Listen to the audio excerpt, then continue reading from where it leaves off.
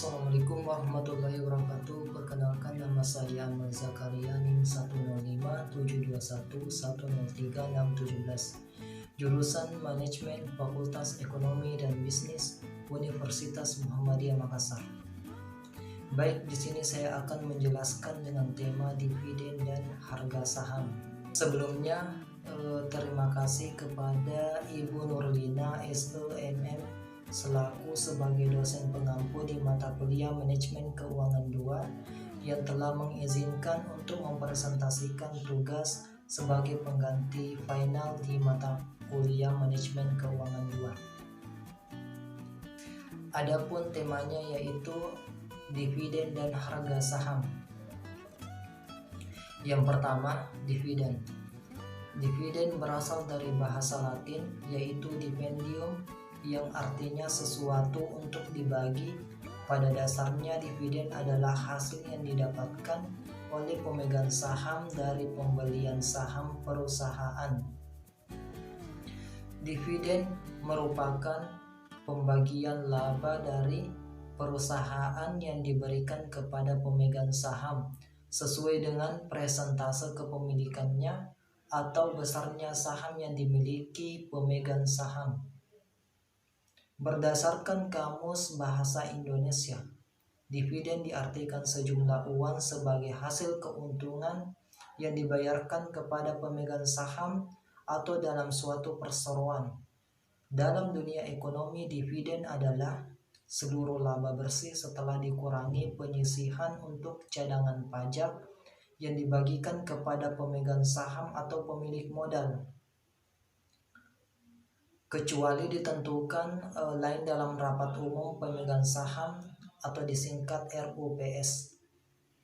Dividen adalah pendistribusian laba secara proporsional kepada para pemegang saham sesuai dengan jumlah saham yang dimilikinya.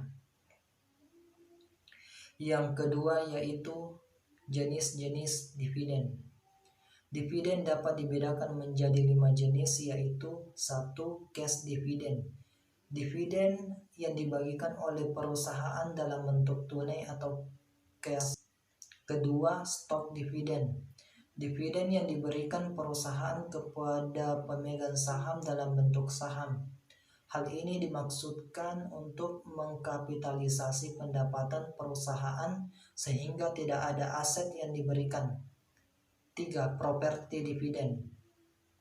Dividen yang dibayarkan dalam aset selain kas, baik itu berupa peralatan, real estate, atau investasi, tergantung dari keputusan dewan direksi.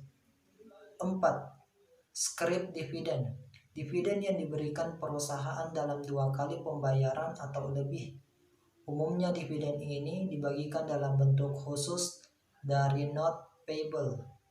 5. Liquidating dividend adalah dividen yang diberikan oleh perusahaan dengan tidak berdasarkan keuntungan yang diperoleh perusahaan, tetapi merupakan pengurangan paid-in capital. Jenis ini jarang digunakan, biasanya dibayar ketika perusahaan menurunkan kegiatan operasinya secara permanen atau mengakhiri segala urusannya. Ketiga yaitu saham.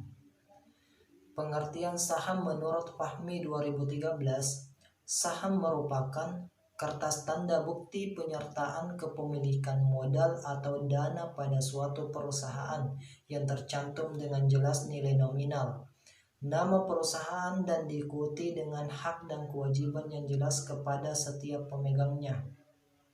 Saham merupakan surat berharga yang paling populer dan dikenal luas masyarakat. Yang jenis saham: 1.